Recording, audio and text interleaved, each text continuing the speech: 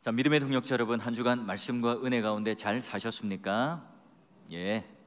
자, 한번 그림을 보여드릴 텐데요. 여기가 어디인 줄 아세요? 예, 광화문에 있는 이순신 장군 동상입니다. 그 뒤에 뭐가 있게요? 세종대왕 동상이 있습니다. 그 뒤에는 경복궁이 있겠죠? 자, 왼쪽으로 보이는 게 이제 세종문화회관. 여러분 뭐 연예인들이나 뭐 연예 대상할 때 있는 그런 장소예요. 여기 조금 이제 뒤로 나오면 교보문고가 있고요. 그 다음에 이제 시청이 나오고 또 남대문 시장을 거쳐서 이제 서울역으로 걸어가도요 이렇게 얼마 걸리지 않습니다. 그럼 제가 이제 방금 설명을 하는데 머릿속에 딱 떠오르는 분들은 서울에 가보신 분이에요. 그렇지 못한 분은요 뭐 기회가 있다면 한번 가보시길 바래요. 제가 몇 주 전에 이제 안희화 선교사님 이제 남은 선교 보고 편지를 스캔을 뜨기 위해서 이제 갔었죠. 그러니까 생각보다 새벽 일찍 기차를 타고 가서 이 스캔을 떴는데 빨리 끝나서요 기차 시간이 조금 남아가지고 우리 이제 박희종 목사님 데리고 한 번도 서울을 가본 적이 없어서 이곳에 이제 모시고 갔어요. 감격을 하는 거죠. 와, 목사님 TV에서만 보던 거 눈으로 직접 보니까 꿈만 같습니다. 와, 그 리포터들이 여기서 날씨를 전하는 곳 아닙니까? 와, 여기서 이렇게 뉴스가 나오는 현장 아닙니까? 하면서 이제 굉장히 감격스러워했습니다. 여러분, 이제 제가 서울에 한 번도 가보지 못한 사람들에게 내가 서울에 갔다 온 거 내가 자세히 설명해 줄 수 있는, 자랑할 수 있는 이제 자격이 생겼습니다. 감격하면서 이제 인증샷을 앞에서 찍었어요. 그렇죠. 우리가 이제 100번 말하는 것보다 한 번 그 현장에 가보는 끝나는 거예요. 자, 믿음의 동역자 여러분, 유다와 에브라임 지파, 므낫세 지파가요 순조롭게 이제 땅 분배가 되었습니다. 이제 여호수아 18장과 19장은요 나머지 지파들에게 땅을 분배하는 이야기가 진행되는 과정 중에 있습니다. 이 다음 주에 지도를 보면서 남은 지파들을 확인할 거고요. 그런데 이 땅 분배가 이어지는 이 과정 속에 여호수아가 직접 가서 지도를 그려오라, 독특한 명령을 그들에게 내립니다. 무슨 이유일지 말씀의 숲 안으로 한번 들어가 보시죠. 자, 여러분, 이스라엘이 가나안 정복 전쟁을 펼칠 때 군대의 본진이 어디 있었습니까? 베이스 캠프가 바로 이제 길갈이라고 하는 곳이에요. 사회 윗단 여리고 옆에 있죠.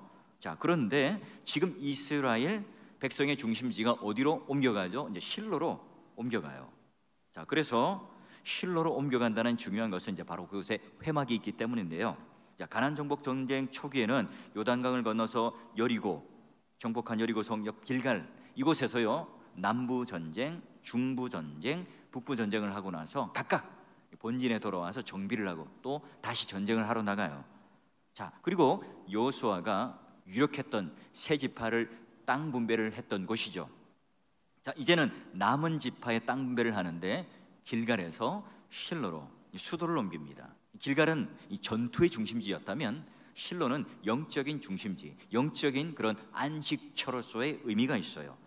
자, 그러면 실로가 실로다울 수 있는 것은 바로 이 안에 회막이 있기 때문에 그런데요. 자, 회막은 이 성경에 여러 가지 표현들이 있습니다. 먼저 여러분, 성막, 성전이 세워지기 전에 운반이 가능한 구약시대 예배 장소예요. 자, 그리고 또 회막이라고 부르기도 해요. 하나님께서 이스라엘 백성들을 만나주는 곳, 또는 회막을 중심으로 이스라엘 백성들이 모여있는 곳, 그런 의미가 있죠. 이 증거막, 바로 하나님께서 이스라엘 백성들을 만나주는 증거가 있는 곳, 그래서 증거막이라고 불리기도 합니다. 여러분, 성경을 읽어가면서 때로는 회막, 때로는 성막, 때로는 증거막이 나옵니다. 다 똑같은 거예요. 다른 게 아니에요. 자, 여러분, 요셉 지파가 불평이 터져 나오기 시작해요. 위기가 생기기 시작했죠. 공동체의 균열이 생기기 시작하자 바로 이제 예배를 회복하는 장소로 실로로 옮겨요. 게다가 이제 어느 정도 세월이 지났죠. 가나안 땅에는 우상들이 즐비하잖아요. 곳곳에 우상들이 있기 때문에 하나님을 온전히 섬길 수 있는 예배를 드려야 한 때가 온 거예요. 자, 그래서요 실로의 회막은 다윗 시대를 거쳐서 남, 북, 이 왕조 시대까지 이스라엘의 예배 중심지가 됩니다. 자, 이곳에서 하나님의 법궤가 있었어요. 자, 그런데 사무엘 상에 가보면 슬픈 기억이 하나 있죠. 엘리 제사장 때 블레셋과의 전쟁 중에 자, 실로에 있는 뭘 가져와요? 여호와의 언약궤를 가져오라. 그런데 블레셋과의 전투에 이깁니까? 져요. 빼앗겨버리죠. 이때부터 여러분 실로는 몰락합니다. 실로가 실로다울 수 있는 것은 바로 회막, 증거막, 성막이 있었기 때문인데요, 그게 없어지는 거예요. 믿음의 동역자 여러분, 코로나19로 인해서 우리는 어떤 불만을 가지고 있어요? 우리에게는 어떤 영적인 위기가 감지됩니까? 예전에 이렇게 모여서 함께 예배드리고 찬양을 드렸던 이런 어떤 시절이 지나가고 내가 이제는 뭔가 열심을 내지 않으면 우리 신앙이 정체될 수밖에 없죠. 이런 때일수록 우리는 더 소극적이고 또 위축되어야만 합니까? 아니죠. 하나님의 임재와 하나님 만남이 있는, 우리가 예배에 집중하고 다시 한번 그 본질을 되찾는 재정비를 하는 게 너무너무 중요합니다. 자, 그러면 전쟁이 이제 마무리되는 이때쯤에 백성의 임무가 끝난 게 아니에요. 자, 그들은 어떤 정신적인 상태였을까요? 자, 보니까요, 아직도 기업에 분배를 받지 못한 지파가 7지파예요. 근데 여호수아가 이스라엘 자손들에게 뭐라고 말합니까? 야, 너희에게 주신 땅을 점령하러 가기를 왜 지체하느냐? 무슨 말이에요? 가나안 땅은 이스라엘 백성들이 그렇게 고대하고 기대하던 땅이었는데 너희들 왜 여태까지 머물러 있느냐? 여기 주저앉아 있느냐? 저기 이 새로운 땅이 눈앞에 있는데 머물러 있는 이유가 뭐냐? 당장이라도 나가서 말뚝을 받고 뛰어들어가야 하는데 왜 이 정복 전쟁을 하지 않고 소극적인 태도로 주저앉아 있느냐? 왜 너희들은 이 땅에 관심이 없느냐? 나무랍니다. 여러분 잘 보시면요, 두 동사의 주어가 달라요. 바로 주셨다 하는 것은 하나님이 주신 거고요, 점령하라 하는 것은 이스라엘 백성들이 해야 하는 일들입니다. 주셨다는 것은 이미 이제 과거 완령으로 쓰였고요, 너희들이 점령하라 이것은요, 미래에 대한 그들의 명령이 미션이죠. 그런데 하나님께서 이미 그들에게 땅을 주셨지만 남은 7지파는요 주신 이 선물을 그냥 내버려둬요. 그 땅을 취하지 않습니다. 이상하게도 나머지 7지파에게는 바로 하나님께서 주신 이 기업의 땅을 그냥 받고 싶지 않은 모양이에요. 왜 이들은 지체하고, 왜 이들은 주저하고, 왜 이들은 지금 나태하게 있는 걸까요? 자, 먼저 여러분, 요셉 지파는요 땅을 그렇게 풍성하게 받았는데도 더 주세요 요구를 해요. 만족이 없어요. 그러나 나머지 7지파는 어때요? 만족하고 지금 쉽게 그들은 안주해요. 왜 그럴까요? 힘든 광야를 벗어났죠. 이제는 더 이상 노예 생활을 하지 않아도 됩니다. 게다가요 큰 이 정복 전쟁이 마쳤어요. 전쟁도 없지요. 게다가 이제 실로로 옮겨서 실컷 예배를 드릴 수 있으니 지금 이 상태가 너무 좋아요. 얼마나 많은 전투를 했겠습니까? 아, 이제 좀 피곤하니까 쉬어야겠다. 그리고 이 기업으로 준 이 땅 뭐 그다지 필요 없으니 지금 이대로가 좋사오니 하고 그들은 지금 지체하고 있는 거예요. 머물러 있는 거죠. 게다가 큰 부담이 생겨요. 왜냐하면 전쟁을 치를 때 이스라엘 지파 전체가 함께 큰 그 정복 전쟁을 할 때는 부담이 덜했어요. 그런데 이제 땅을 분배받으면 뭘 해야 됩니까? 각 지파가 그 힘을 써서 나머지 전쟁을 알아서들 해야 합니다. 얼마나 부담이 되겠어요? 믿음의 동역자 여러분, 우리가 이 현실에 안주해요. 게다가 미래에 대한 부담이 굉장히 느껴질 때 나타나는 우리의 영적인 증상이 뭡니까? 이 삶에 대한 기대감이 없어지죠.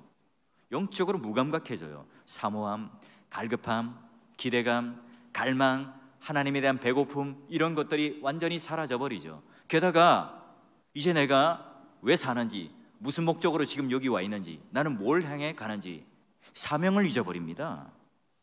왜 내가 사는지를 몰라요.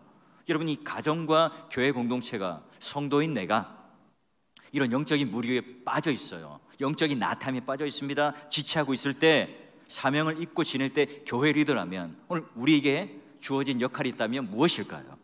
혹시 여러분 날마다 교회에 왔는데 이 교회가요 영적인 평안을 빌어줘요. 그냥 달래줍니다.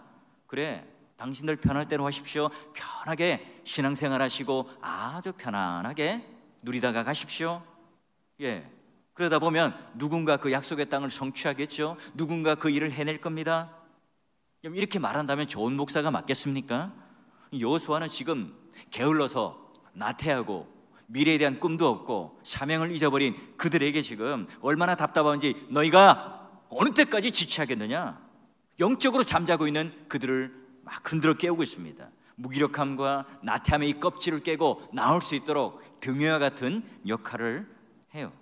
그럼 땅을 정복하는 이 일을 하는데 여호수아가 그냥 호통만 치고 등짝만 때리고 나무라기만 합니까? 그렇지 않아요. 7지파에 대해서 구체적인 명령을 합니다.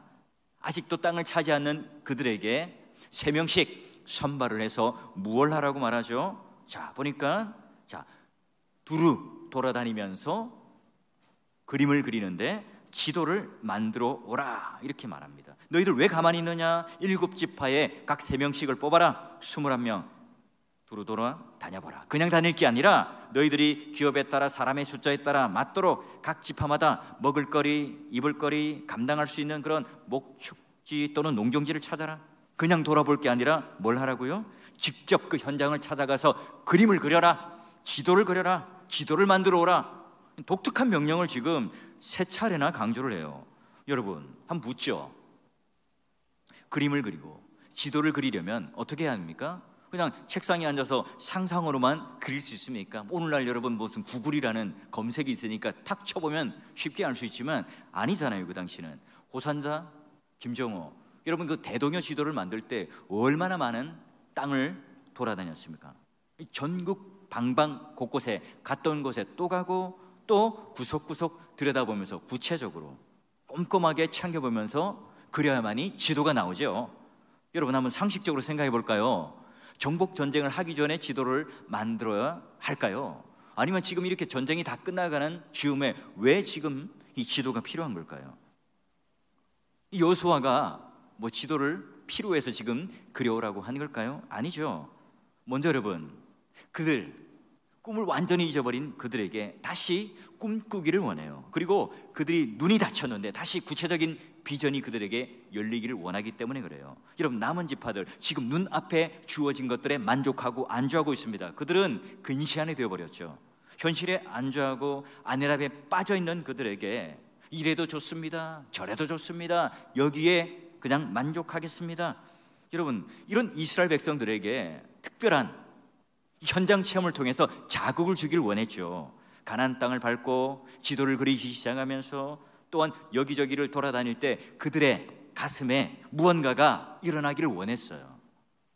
하나님께서 약속하신 땅이 얼마나 기름지고 복되고 광대한가, 얼마나 크고 놀라운가. 무관심했던 그들 마음 가운데 다시 하나님의 꿈, 하나님의 약속, 하나님의 기대가 비전과 열망으로 그들 마음속에 활활 타오르기를 바랬죠. 그 미래에 대한 그림을 다시 찾기를 원했어요. 믿음의 동역처럼 100마디의 설명보다 젖과 꿀이 흐르는 그 땅, 약속의 땅을 직접 보고 가서 체험하는 게 중요하죠. 여러분 이스라엘 백성들 이 여호수아를 필두로 해서 갈렙을 통해 왜 여러분 리더로 세우셨을까요?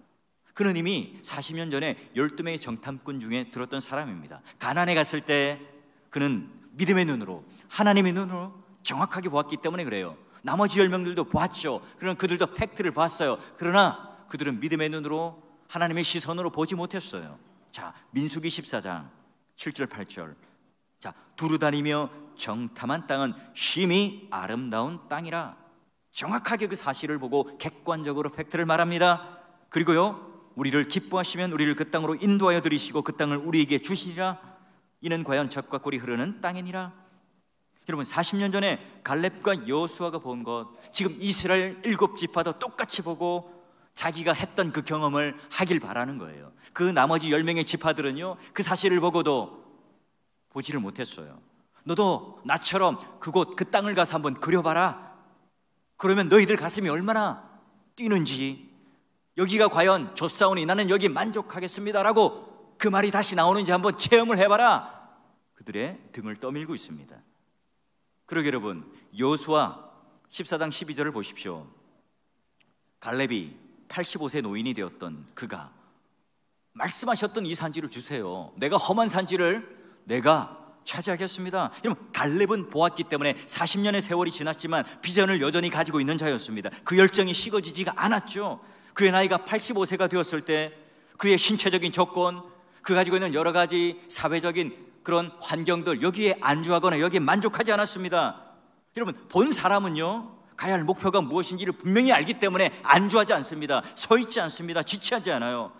그는 지금 제비 뽑기를 하기도 전에 손을 들고 먼저 나갑니다. 제일 먼저 나가서 내가 험한 산지를 정복하겠습니다. 목에 핏대를 세워서 요구를 합니다. 여러분, 남은 7지파 21명의 정탐꾼들이 지도를 그리며 그 현장을 곳곳에 돌아다니며 체험할 때 그들의 마음은 어땠을까요? 와, 저기 푸른 초장이 있구나. 양떼를 풀어놓기 정말 좋아. 야, 저곳은 이 척박한 땅에도 시냇물이 흐르고 있으니까 가가호 우리가 집을 지어서 마을로 만들면 정말 좋겠다. 광야 생활로 우리가 지치고 힘들지만, 너무나 힘들었지만 이제 우리가 양떼를 몰고 또 우리가 집을 짓고 우리 가족이 살 이 공간을 만들 수 있구나. 와, 하나님의 땅은 너무나 기름지고 축복된 땅이구나. 여러분, 이런 꿈을 꾸지 않았을까요? 여러분, 이스라엘 백성들은요, 가나안 땅을 돌아다니면서 버려진 이 땅을 바라보며 발견합니다. 봅니다. 하나님께서 주신 이 기업이 어떻게 가꾸고 어떻게 세워가야 할 것인지 그들은 보고 계획을 세워요. 그럼 안주하고 귀찮고 안일함에 빠져있는 그들에게 그 현장을 보게 함으로 말미암아 자극이 되었어요. 그들이 지금 여호수아의 명령을 따라 땅을 밟으며 이곳저곳을 돌아다닐 때 그들 마음 안에 소원이 일어납니다. 하나님께서 그들에게 주신 기업이 얼마나 풍성한가를 직접 눈으로 보죠. 현장을 직접 보고 체험하고 그릴 때 식어졌던 그들 마음 가운데 열정이 살아나요. 하나님께서 주신 이 땅에 대한 기대와 열망이 다시 살아납니다. 그들은 이 지도를 그릴 때 그들 마음의 지형도를, 그 미래에 대한 꿈을 그리며 완성했어요. 그래서 여러분, 여호수아는 그들을 향해 지도를 그려오라고 명령해요. 여호수아는 이스라엘 백성들을 통해서 현장을 각각 체험하면서 바로 다시 이 땅에 대한 관심을 갖게 하고 식어졌던 그들의 마음을 열게 하고 그들의 눈을 열게 하며 또한 그들에게 그 마음을 다시 한번 되살려내요.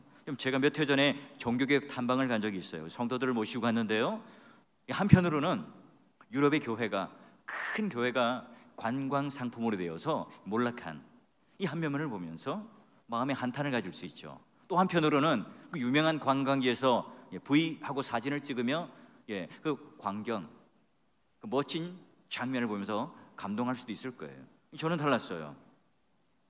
바로 책으로만 봤고 말로만 전했던 실제적인 우리 개혁교회의 역사, 믿음의 선배들이 어떻게 신앙을 지키며 종교의 이런 개혁들을 일으켜내며 흘러가는 그 발자취를 따라가는데 무한 감동이었습니다. 특히나 여러분, 칼빈의 생가를 갔을 때, 또 루트하우스 박물관에 갔을 때 벽에다가 화려하지도 않습니다. 조그맣게 액자를 붙여놓고 이 아이들이 모여서 그 가이드 되는 선생님께서 이야기를 하면 깨알같이 받아쓰고 서로가 토론하고 또 그들의 신앙에 대한 이야기를 하고 있는 것, 그 모습을 볼 때요, 제가 얼마나 감동을 받았는지 모릅니다. 와, 그래, 바로 이 모습이 역사적인 신앙적인 그런 연결들이 되는 모습들이구나, 우리 교회에 꼭 필요한 거구나 하는 것을 느끼게 되었어요. 바른 신학과 또 그 꿈과 열정이 식어졌던 게 바로 활활 타오르는 계기가 되었던 거예요. 그리고 제가 이 말씀 강론하면서 여러분에게 지도들을 많이 보여줘요. 여러분 검색창에 가보면 얼마든지 볼 수 있죠. 여러분, 그것 가지고 만족하지 마시고 꼭 한번 성지순례 성경문화 탐방을 꼭 가보세요. 한 번 가보면요, 아무리 여기 설교 많이 듣고 100번 1000번 눈으로 보는 것보다 현장에 가는 것만 못지 못합니다. 믿음의 동역자 여러분, 말씀을 듣는 중에 또한 우리가 기도를 하는 가운데 분명히 하나님께서 여러분 마음 가운데 보여주시는 그림, 지형도, 지도가 있을 겁니다. 여러분, 이때 여러분 식어졌던 그 마음에 불꽃이 되살아나는 그런 놀라운 은혜가 있기를 주의 이름으로 축원합니다. 자, 두 번째, 여러분, 여호수아가 이스라엘 백성들에게 그 땅에 두루 다니며 그들의 기업을, 그들의 땅을 그려오라 한 이유가 있어요. 바로 잊혀졌던 그 사명을 일깨우기 위해서예요. 여호수아는 이 이스라엘 백성들이 자신들이 무엇을 해야 하는지, 이 가나안에 들어온 목적이 무엇인가를 다시금 점검하고 깨닫기를 원했습니다. 가나안 땅에 들어온 목적이 뭐죠? 그냥 그저 들어와서 이 땅에 안주하고 살아가는 건가요? 단지 먹고 잘 살고 전쟁 없이 평화롭게 사는 게 그들의 목적이었나요? 아니죠. 가나안 땅에 있던 모든 우상들을 다 몰아내고 남은 가나안 족속들을 몰아내고 하나님 뜻과 하나님 율법과 하나님의 의지가 통치가 되는 하나님 나라를 세우고 보여주는 것이 그들의 목적이고 그들의 사명이었습니다. 그렇습니다. 그들은 땅의 그림을 그리면서 지도를 만들어가면서 내가 지금 여기 왜 와 있는 것이지? 내가 지금 어디를 향해서 가고 있는 거야? 나는 무슨 목적으로 살아가는가? 그들의 사명이 무엇인지를 깨닫습니다. 언제나 여러분, 비전은 사명과 연결되죠. 보는 것 자체가 오늘 우리의 사명이 되고 목적이 되고 목표가 됩니다.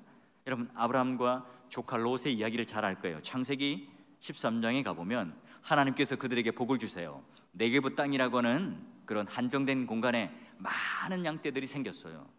그럼 뭐가 모자라죠? 물이 모자라고 풀이 모자랄 거예요. 그러니 아브라함의 목자와 롯의 목자 이 대리전을 계속 치르는 거예요. 서로 삿대질하고 네가 나쁜 놈이야, 내가 나쁜 놈이야. 안 되니까 그 당사자였던 아브라함이 롯에게 찾아갑니다. 야, 네가 좌하면 나는 우하고 네가 우하면 나는 좌할게. 어때요 여러분? 넉넉하고 여유로운 삼촌이 마치 대인배처럼 조카를 위해서 여유롭게 양보하는 모습, 이런 모습으로 오해하시면 안 돼요. 자, 여러분 13장 10절과 14절을 한번 보십시오. 자, 롯과 아브라함을 잘 비교해 보세요. 롯은요 자신이 먼저 눈을 듭니다.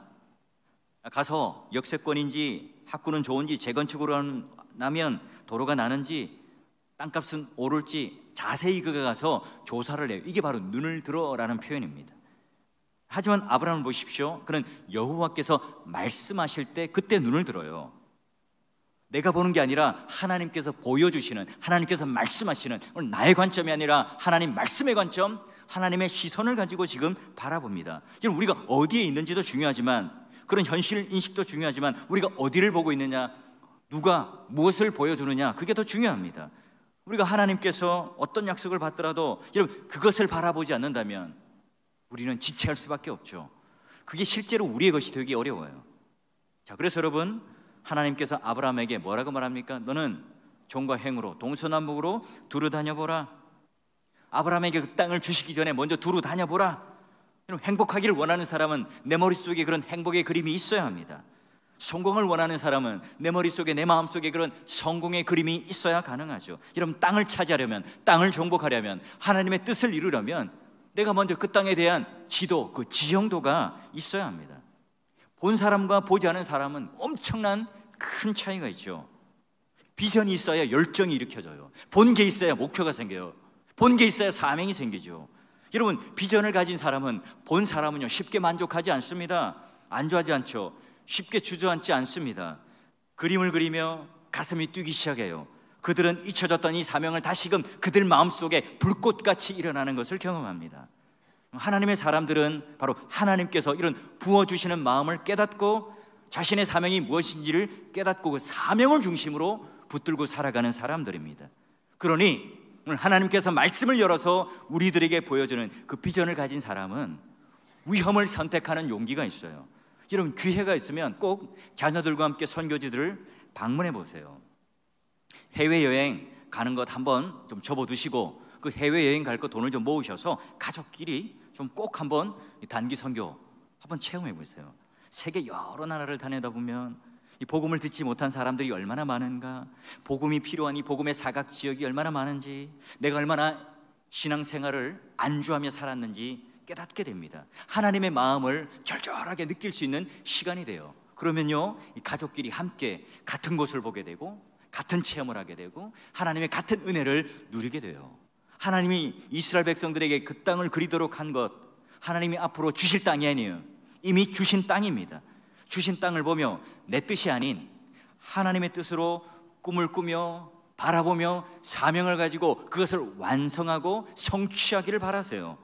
우리가 멈추어 있거나 우리가 지체하거나 우리가 안주하거나 오늘 하나님께서 우리에게 행하신 그 일들에 대해서 눈을 감고 있는 게 아닙니다. 기도하고 꿈을 꾸면 하나님께서 말씀으로 우리에게 열어주실 때 반드시 하나님께서 우리를 통해서 일하실 것을 기대하세요. 그래서 모든 일이 다 마치면, 그래서 그 모든 일이 완성되면 바로 하나님께서 하나님 뜻으로 모든 것을 고백했다 말하는 하나님의 사람이 되는 거죠. 여러분, 믿음이 왜 중요할까요? 믿음은요, 보이지 않는 것을 볼 수 있게 하기 때문에 그래요. 믿음은 바라는 것들의 실상이요 보이지 않는 것들의 증거다. 세상 사람들은 봐야 합니다. 만져야 합니다. 그래야 믿을까 말까 합니다. 믿음을 가진 사람은 보지 않고 이미 본 것처럼 살아가는 자들이에요. 육안으로 직접 보지는 않았지만 바로 하나님께서 말씀으로 기도로 보여준 그림이 있어요. 믿음의 눈을 가진 사람들은요, 하나님께서 보여주신 게 있기 때문에 기대감을 가지고 살아요. 하나님은 사랑이시니 어떻게 볼 수 있죠? 예수님께서 십자가 가운데 보여주신 그 놀라운 은혜, 그 역사 속에 인간의 몸을 입고 오셔서 보여준 그 사랑, 그게 오늘 우리의 사랑의 확증과 보증이 되었죠.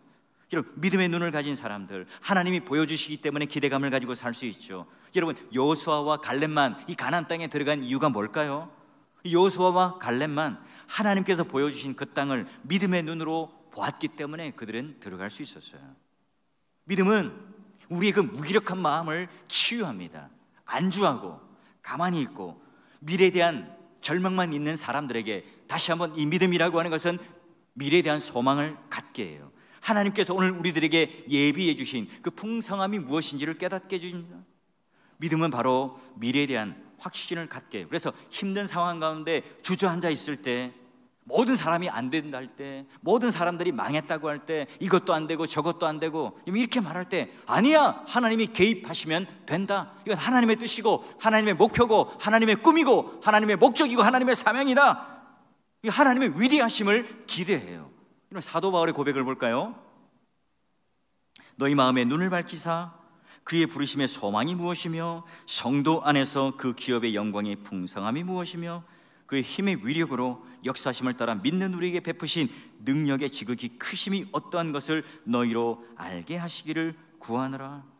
우리는 하나님의 영광을 다 경험할 수 없죠. 우리는 하나님의 풍성함이 무엇인지 다 알 수 없어요. 어느샌가 우리는 어느 지점에 딱 멈춰서 마치 하나님을 다 아는 것처럼, 나는 마치 그 하나님의 은혜를 다 누린 것처럼, 나는 마치 그 기업의 풍성함과 하나님의 은혜를 다 경험한 것처럼 그냥 안주하고 주저앉아 있습니다.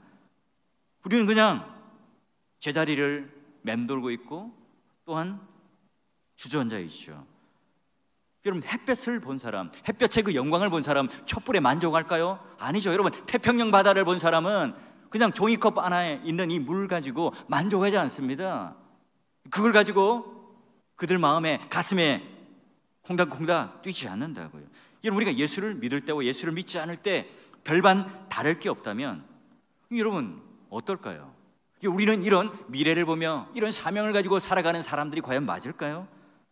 여러분, 다시 한번 오늘 하나님께서 우리 마음에 눈을 열어 보여주신다면, 여러분 마음 가운데 사명이 일깨워 주신다면, 궁색한 이 노예 삶을 버리고 하나님께서 약속하셨던 그 기업의 풍성함이 무엇인지를 깨달아서 오늘 영적 세계에 이 지도를 그려내며 또한 이 영적 마음의 지형들을 그려내어서 더욱 깊어지고 더욱 풍부해지는 그 놀라운 은혜가 여러분 가운데 있기를 주의 이름으로 축원합니다. 자, 하나님께서는 우리가 기도할 때 우리의 소원을 들어주시고 또는 우리의 소원을 들어주실 뿐만 아니라 우리에게 소원을 두고 행하시기를 원하세요. 빌립보서 2장 13절을 보십시오. 바울이 오늘 우리에게 소원을 두고 행하시려고 하시는 분이 누굽니까? 하나님이세요. 하나님께서는 그 소원이 이루어지도록 오늘 우리 안에 그 소원을 두시고 우리를 이끌어 가세요. 여러분, 아브라함, 갈렙, 여호수아, 바울의 목표는 얄팍하지 않죠. 하나님 돈 주세요, 물질 주세요, 땅 주세요, 부자가 되게 해주세요, 건강하게 해주세요, 땅값 좀 오르게 해주십시오. 여러분, 그런 수준에 머무른 기도, 그런 수준의 신앙생활을 하지 않았어요. 그들은 적당한 수준에 머물러 있지 않았죠. 영적인 성장을 위해서, 영적인 변화를 위해서 끊임없이 노력했습니다. 그리고 영적인 그 높은 고지를 위해 끊임없이 멈추지 않고 달려가고 있죠. 이 세상에 세워놓은 목표가 아니라, 이 세상에서 만들어 놓은 성공의 기준이 아니라 오늘 내 자신이 하나님 앞에 어떤 존재가 되며 어떤 사명을 붙들고 살아가야 하는가, 그 영적 기준, 그 영적 고지를 두고 살아갔어요. 그러게 여러분, 그는 그 인생을 달려간다 표현합니다. 빌립보서 3장 12절, 내가 이미 얻었다 함도 아니고 온전히 이뤘담도 아니라, 이만큼 영적인 수준에 있는 자가 하는 고백입니다. 오직 내가 그리스도 예수께 잡힌 바 되었으니 그것을 잡으려고 나는 어떻게 해요? 달려간다. 그리고 여러분, 초대교회에 엄청난 은혜를 받고 성령 충만을 받았던 그 제자들, 모두가 다 어떤 의무를 가집니까? 증인이 되는, 나 이만큼 은사를 받아서, 나 이만큼 능력을 받아서 이걸 자랑하는 게 아니라 뭘요? 끊임없이 그들은 영적 도약을 위해서 다름질 쳤죠. 예수 그리스도가 누구인지, 예수 그리스도께서 왜 십자가에 못 박혀서 돌아가시고 부활하셨는지, 여러분 그걸 증거하는 증인이 되었어요. 여러분, 위기는 귀해죠. 조건이 악화되고 여러 가지 환경이 좋지 않다. 여러분, 이럴 때 오히려 복음이 필요한 시기입니다. 오히려 지쳐있고 힘들어하고 눈물 흘리는 마음이 어려운 자들에게 복음을 가지고 가까이 다가갈 수 있는 기회죠. 여러분, 바울이 이 복음을 전할 때 오히려 감옥에 있었고 유대 동족들로부터 엄청난 핍박을 받던 때입니다. 여러분, 초대교회 때 극심한 반대와 핍박이 있었잖아요. 황제들로 인하여 우상을 숭배를 하라.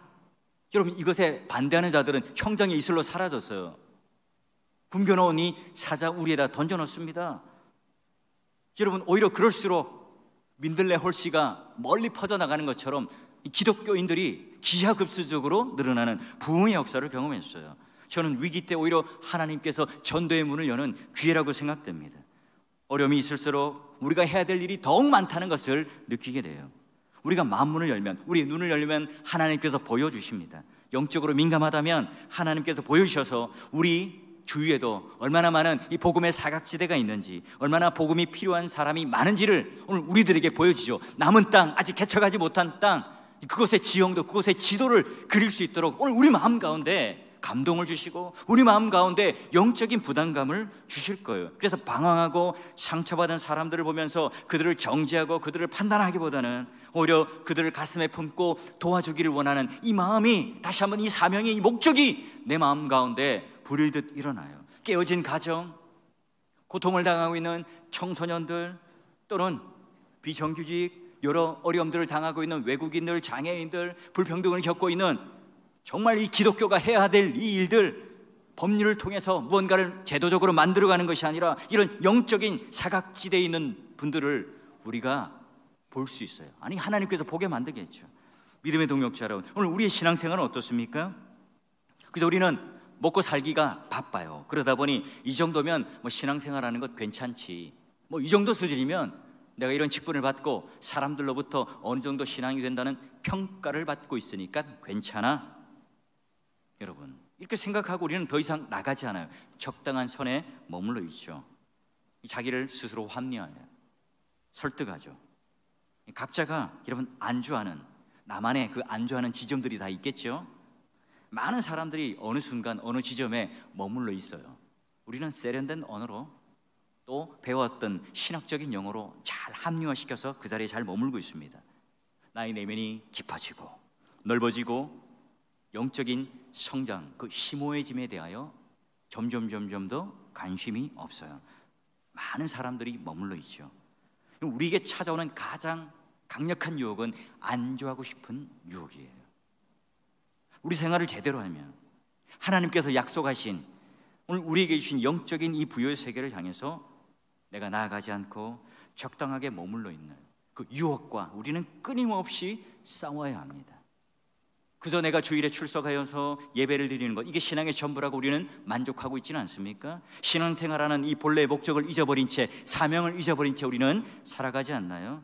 어느샌가 우리는 이대로가 좋습니다, 이 정도면 괜찮죠라고 생각을 하지 않아요? 오늘 우리의 신앙이, 우리의 시간이 지날수록 우리의 신앙과 우리의 모습은 점점 강대해지고 심오해지고 풍성해지고 신비로워야 합니다.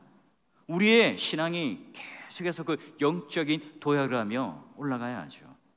하나님께서는 우리가 이 땅에 사는데 우리가 먹기 위해서, 살기 위해서 발버둥 치다가 그냥 시간을 보내며 인생을 끝나는 것을 원할까요?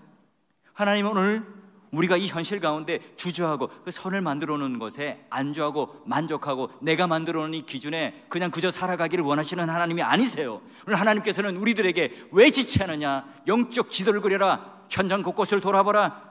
여러분, 그들이 가나안 땅을 직접 밟았다면 우리는 지금 어떻게 그 가나안 땅을 밟을 수 있습니까? 하나님께서 지금 이 공예배를 통해서 하나님 말씀 성경을 꼼꼼히 우리들에게 읽도록 보여주고 있죠.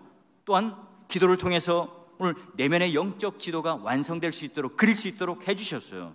그래서 우리는 구체적인 비전이 무엇인지, 구체적인 사명이 무엇인지를 깨닫습니다.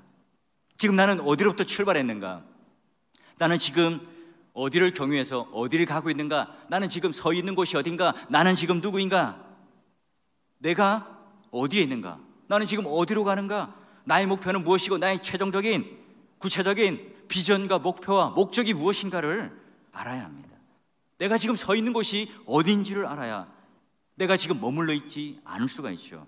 작년, 재작년, 아니 10년 전에도 똑같아요. 지금 내 모습과 똑같고 변함이 없습니다. 그저 선을 그어놓고 그 선을 벗어나지 못하고 살아가는데 만족을 해요. 과거에 내가 이런 은혜를 받았고 이런 승리를 거두었고 이런 복을 받았다, 여러분 이것만 붙들고 우리는 살아갑니까? 여러분 여기서 조금만 더 파고 들어가면, 조금만 더 뚫고 들어가면 어마어마한 광맥이 우리 가운데 있는지 몰라요. 거기서 우리는 멈추죠. 여러분 얼마나 안타까운 일입니까? 삽을 들고 곡괭이를 들고 한 번만 더 파면, 한 번만 더 땀을 흘리면 여러분 큰 광맥, 우리가 보지 못하는 놀라운 영광, 오늘 바울이 봤던 기업의 영광의 그 풍성함을 볼 수 있도록 하나님께서는 우리들에게 열어놓으셨어요. 우리 소극적으로 자꾸 움츠려들고 머물러 있는 건 아닙니까? 그럼 땀을 흘려야 합니다. 영적 지경이 넓혀져야 합니다. 언제부터 우리는 멈춰 있는지, 언제부터 우리는 그 선을 그어놓고 안주하고 있는지를 점검해 봐야 하죠. 그리고 오늘 여호수아가 어느 때까지 지체하겠느냐 도전하듯이 오늘 우리의 심령을 향하여 나는 지금 어느 때까지 지체하고 있는가, 나는 어디에 머물러 있는가를 질문해야 합니다.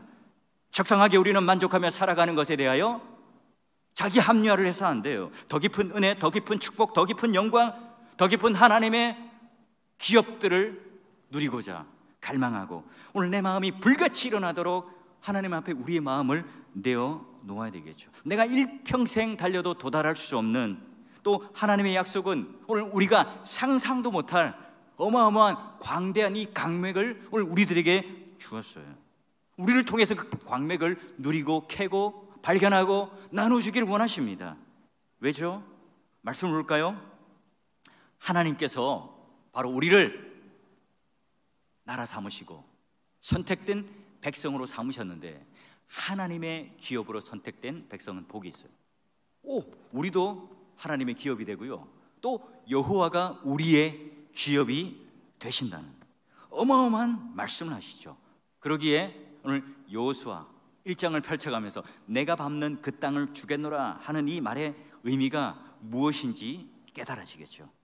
자기의 신앙을 유지하는 것으로 여러분 우리가 급급해하지 않습니까?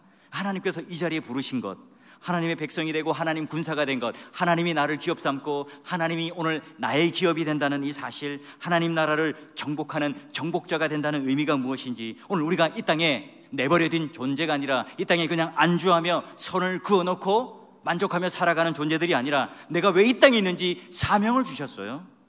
우리는 다 움직이는 교회죠. 하나님께서 이 나라를 위해서 우리를 이 땅에 뭘 하셨어요? 파송하셨어요. 이 땅뿐만 아니라 전 세계 어디를 가든지, 아니면 오늘 우리 주위 안에서도 복음의 사각지대에 울고 있는 자들, 마음에 눌림이 있는 자들, 복음에 대하여 전혀 한 번도 듣지 못하고 접근해보지 못한 이 사람들을 위해서 오늘 하나님의 역사가 일어나기를 기대하고 오늘 우리를 통해서 그 복음이 전해지기를 하나님께서는 원하시죠. 그래서 이 땅이 그냥 그저 내가 만족하고 누리는 그런 땅이 아니라 하나님이 통치하시기를 기대하는 하나님 나라가 되기를 원하는, 그러기에 오늘 우리 삶을 들여서 오늘 우리가 그런 영적인 지도를 그려가기를 원하십니다. 이것이 우리의 비전이고 이것이 우리의 사명이고 이것이 우리가 이 땅을 살아가는 목적임을 다시 한번 여호수아는 이 남은 지파를 통해서 우리들에게 보여줘요. 믿음의 동역자 여러분, 하나님께서 부르신 이 자리, 우리가 하나님 백성 되었고 하나님 군사로서 우리는 이 땅을 어떻게 눈을 열고 보며 사명과 목적을 가지고 내가 군사로서 정복하여 하나님 뜻을 보여주는 하나님 나라의 참된 백성이 되는지, 이 사실을 다시 한번 깨달으셔서 우리 자꾸 코로나19라는 이 사건, 이 환경 때문에 움츠러들지 말고요, 위축되지 말고요, 여러분 당당하게 이 주일날 공예배 복음 설교 여러분 지인들 친구들에게 좀 전달도 하시고 또 복음도 전하시고 또 위로도 하셔서요, 남은 땅, 아직까지 오늘 우리가 이 땅에 와서 하나님께서 우리에게 주신 그 놀라운 사명을 하루하루 잘 감당함으로 어제보다는 오늘이, 오늘보다는 내일이 더 우리의 신앙이 심오해지고 광대해지고 멋지고 매력적인 그런 믿음의 군사로 하나님 앞에 세워지고 칭찬받는 여러분 되시기를 주의 이름으로 축원합니다.